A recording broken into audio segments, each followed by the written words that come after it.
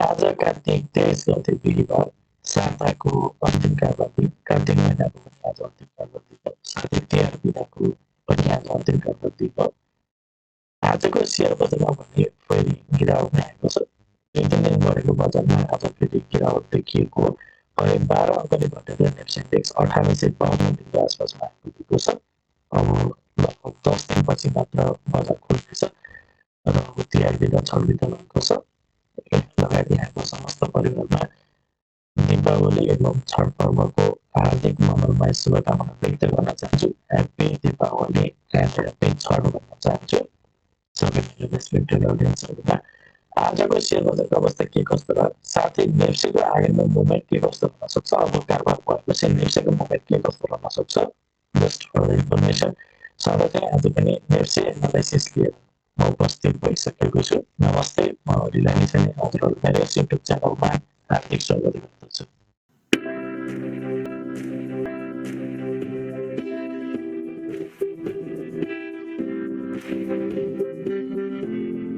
यस YouTube channel मार्फत मैले share बजारसँग सम्बन्धित विभिन्न किसिमका भिडियोहरू लिएर आउने भएको हुनाले यदि हजुरहरूले अहिलेसम्म पनि मेरो च्यानल सब्स्क्राइब गर्नुभएको छैन भने कृपया च्यानल सब्स्क्राइब गरिदिनु होला र भिडियो पुरा हेर्नुभयो भने हजुरहरूले मैले भन्न खोजेको कुरा सबै सजिलैसँग बुझ्न सक्नुहुनेछ।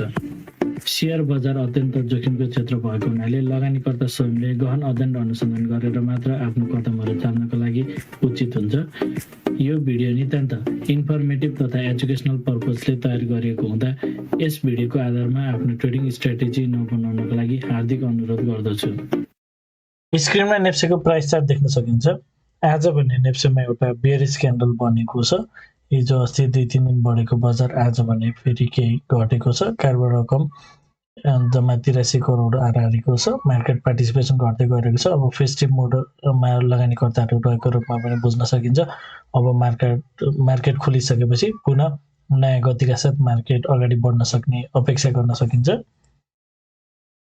अब आजको इन्ट्राडे चार्ट हेरौँ। आज मार्केट ओपन भयो लगतै सुरुवाती चरणमा नै मार्केट केही फल भएको थियो र मार्केट यसरी गर्दै बिचमा केही सानो एकदम भेरी माइनर स्विङ गयो पनि अल्टिमेटली घट्दो क्रममा रहेको देखिन्छ। क्यान्डल्सहरू धेरै सानो, मार्केटको मोमेन्टम तल घटे पनि त्यस्तो तेज चाहिँ भएन। अन्तिममा सधैँ चाहिँ केही पोइन्ट्स तलबाट चाहिँ माथि रिकभर भएर बन्द भएको छ। ओभरअलमा मार्केट आज चाहिँ घट्दो क्रममा रहेको देखिन्छ र ट्रेन्ड के छ भनेर हामीले हेर्छौँ। यो एउटा लोएस्ट पोइन्ट क्रिएट गरिसकेपछिको मुभ भने मार्केटमा पोजिटिभ हुँदै थियो र यो एउटा टप लगाइसकेपछि भने मार्केटले लगभग 1870 को आसपासमा एउटा टप लगाइसकेपछि भने मार्केटको मोमेन्टम केही कमजोर भएको बुझ्न सकिन्छ। स्टिल 5 मिनट्स टाइम फ्रेममा मार्केट साइड जस्तो देखिएको छ। डाउन ट्रेन्डको च्यानल फेरि पनि क्रिएट गरिसकेको जस्तो देखिएको छैन। ओभरअलमा मोमेन्टम चाहिँ कमजोर भएको, तर लोएस्ट पोइन्टबाट चाहिँ मार्केटको मुभ चाहिँ एउटा पोजिटिभ ट्रेन्ड नै रहेको बुझ्न सकिन्छ। तर जति पोजिटिभ रहे पनि यो माथितिर गइरहेको मुभ चाहिँ एउटा करेक्टिभ मुभ नै हो भन्ने कुरा थियो। सर्फेसले 5 मिनट्समा हेर्दा चाहिँ जहाँदेखि एउटा सार्प फल भएको थियो लगभग त्यही लेभलतिर पुगेको हुनाले चाहिँ यहीँबाट फेरि बजार चाहिँ तल फल हुन्छ कि भन्ने हिसाबले पनि हामीले चाहिँ एनालाइसिस गर्न सक्छौँ। ओभरअलमा चाहिँ एउटै रेन्जभित्र घुमिरहेछ। यो एउटा हाई र यो लोको बिचमा नै मार्केट चाहिँ घुमिरहेको देख्न सकिन्छ। 15 मिनट्स टाइम फ्रेममा मार्केट ओभरअल बियरिश नै छ। यो लोको त आज यतापट्टि लोवर लो बनेको हुनाले माथितिर गएको मुभ पुलब्याक मुभ हो र लोवर हाई नै क्रिएट गर्न गएको रूपमा बुझ्न सकिन्छ। अगाडिदेखि नै हजुरहरूलाई सेयर गरेको थिएँ कि मार्केट माथितिर गए पनि माथितिरको जाने जुन मोमेन्टम छ एकदम कमजोर छ भने हुन चाहिँ यो गएको मुभ पुलब्याक मुभ नै हो, करेक्टिभ मुभ हो। तर करेक्टिभ मुभ पनि एकदम कमजोर रूपमा चाहिँ गइरहेको देखिएको थियो। खासै मार्केट त्यसरी बढ्न सकेको थिएन। ओभरल्यापिङ क्यान्डल्सहरू बनिरहेको, एउटै रेन्जमा क्यान्डल्सहरू फर्मेसन भइरहेको देखिएको थियो र आज भने मार्केटले त्यो माथिबाट चाहिँ केही तलतिर फल हुन खोजेको जस्तो देखिन्छ। तल लोएस्ट पोइन्टबाट चाहिँ बढिरहेको बजारमा चाहिँ मोमेन्टम कमजोर भएको र माथिबाट चाहिँ एउटा टप लगाएर चाहिँ मार्केट फेरि तलतिर घट्ने क्रममा चाहिँ देखिएको छ। यसले चाहिँ तलतिर जान सक्ने बाटोलाई चाहिँ अलिकति केही प्रबल सम्भावना चाहिँ बढेर गएको छ। मार्केट चाहिँ फेरि यहाँबाट तल आएर चाहिँ यतापट्टिको लोलाई चाहिँ यसरी माथि गएको मार्केट यतापट्टिको हाईको दाजुमा लोवर हाई क्रिएट गरेर फेरि लोवर लो क्रिएट गर्न जान खोजेको जस्तो प्याटर्नमा चाहिँ देखिएको छ। तर जबसम्म यो लो ब्रेक गर्दैन तबसम्म मार्केट चाहिँ यसरी यहाँबाट अगाडि बढेको मार्केट यसरी जबसम्म यो लो ब्रेक गर्दैन केही तल आए पनि फेरि मार्केट यसरी माथि गएर यो 1915 भन्दा 15 को आसपास रहेको यो सप्लाई जोनहरूमा चाहिँ ट्याप गरेर अनि बल्ल यसरी पनि झर्न सक्छ। सो मार्केट यहीँबाट तलतिर जान सक्छ भन्ने खालको एनालाइसिस तत्काल गर्न मिल्दैन, तर चान्सेस चाहिँ बढ्दै गएछ, किनभने इन्टरनल रूपमा चाहिँ मार्केटले चाहिँ एउटा ट्रेन्ड चाहिँ डाउन साइडको ट्रेन्ड बनाउँदै तलतिर आइरहेको छ। सो मार्केट चाहिँ यहीँबाट तलतिर पनि जान सक्ने स्थिति बन्न सक्छ। अब आवरली टाइम फ्रेममा मार्केट साइडवेज नै देखिएको छ। मार्केट डाउन ट्रेन्डकै मार्केट छ, योलोको ताँचामा योलो यता तलतिर पनि, योलो चाहिँ अझै पनि कन्फर्म भइसकेको छैन। मार्केट चाहिँ ओभरअल साइडवेज प्याटर्नमा नै रहेको छ र मार्केट चाहिँ यहाँबाट जुन हामीले सधैँ चाहिँ हेर्ने एनालाइसिस भनेको यसरी मार्केट चाहिँ एउटा लोवर लो बनाएको मार्केट चाहिँ यो माथि गए पनि लोवर हाई क्रिएट गरेर चाहिँ यसरी तलतिर जान्छ भने प्राइमरीली हाम्रो एनालाइसिस यो तरिकाकै हुने गर्छ र मार्केट यहाँबाट तलतिर जान्छ भने fine as per our analysis नै रहनेछ। यदि मार्केट यहाँबाट माथितिर लाग्छ भने पनि यहाँबाट अगाडि बढेको मार्केट यदि यहाँबाट घट्न मान्दैन, यहाँबाट अगाडि बढ्छ भने पनि लगभग 1890 देखि 1915 को लेभलबाट चाहिँ यो सप्लाई जोन रहेको छ र यो लेभलबाट चाहिँ फेरि पनि मार्केट चाहिँ यो लोको ताँचामा यतापट्टि लोवर लो नै क्रिएट गर्न जान सक्छ भन्ने हिसाबले चाहिँ हामीले एनालाइसिस गर्न सक्छौँ।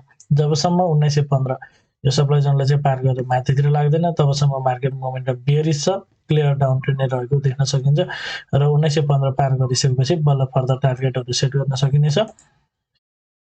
र अन्त्यमा डेली टाइम फ्रेममा हेरौँ।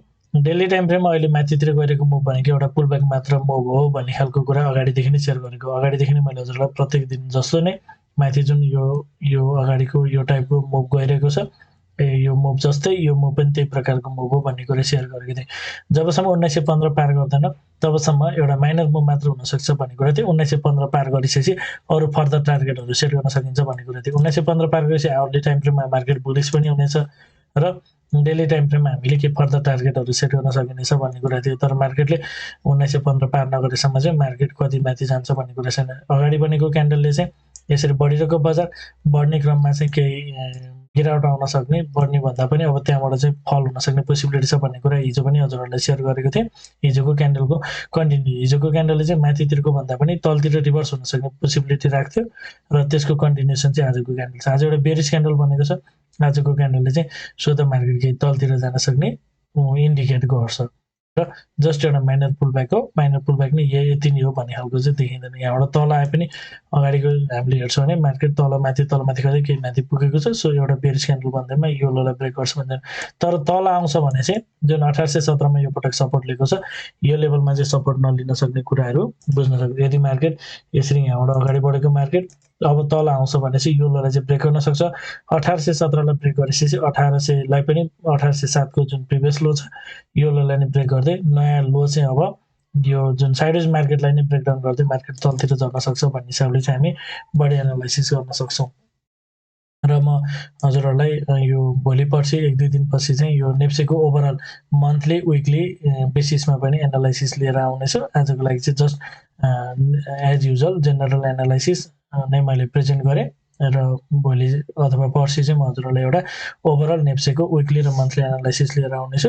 कृपया भिडियो च्यानल सब्सक्राइब गरेर बेल नोटिफिकेसन अन गरेर जोइन गर्न सक्नुहुनेछ। अब तिहार लगतै एडभान्स लेभलको टेक्निकल एनालाइसिसको कोर्सेसहरू पनि सञ्चालन हुँदैछन्। द स्मार्ट मनी कन्सेप्टको क्लासेसहरू यदि हजुरहरू गर्न चाहनुहुन्छ भने कृपया स्क्रिनमा देखाएको नम्बरमा सम्पर्क गर्नुहोला।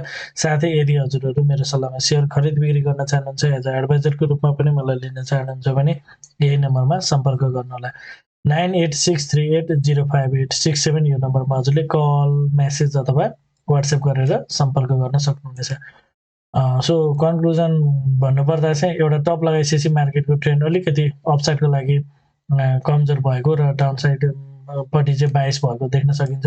15 मिनट्समा पनि सेम सिनेरियो, माथि जाने बेला कमजोर मुभ हुँदै एउटा करेक्टिभ मुभ नै हो। सो अलिकति गाह्रो हुँदै बढिरहेको थियो, फेरि माथिबाट चाहिँ केही ट्रेन्ड कमजोर भएर तलतिर जान खोजेको जस्तो प्याटर्न देखिन्छ। आवरली टाइम फ्रेममा ओभरअल साइडवेज नै देखिएको छ भने डेली टाइम फ्रेममा जुन एउटा माइनर पुलब्याक गरेको थियो, माइनर पुलब्याक दिएर फेरि आफ्नो जुन मेन डाउन ट्रेन्ड छ डाउन ट्रेन्ड कन्टिन्यू हुन्छ कि जस्तो प्याटर्न चाहिँ देखिएको छ।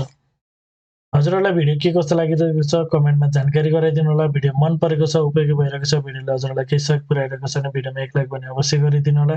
साथै च्यानलमा नयाँ हुनुहुन्छ, पहिलोपटक हेर्दै हुनुहुन्छ अथवा अहिलेसम्म पनि च्यानल सब्सक्राइब गर्नुभएको छैन भने च्यानल सब्सक्राइब गरिदिनु होला भन्न चाहन्छु। हस् त, धन्यवाद, नमस्ते।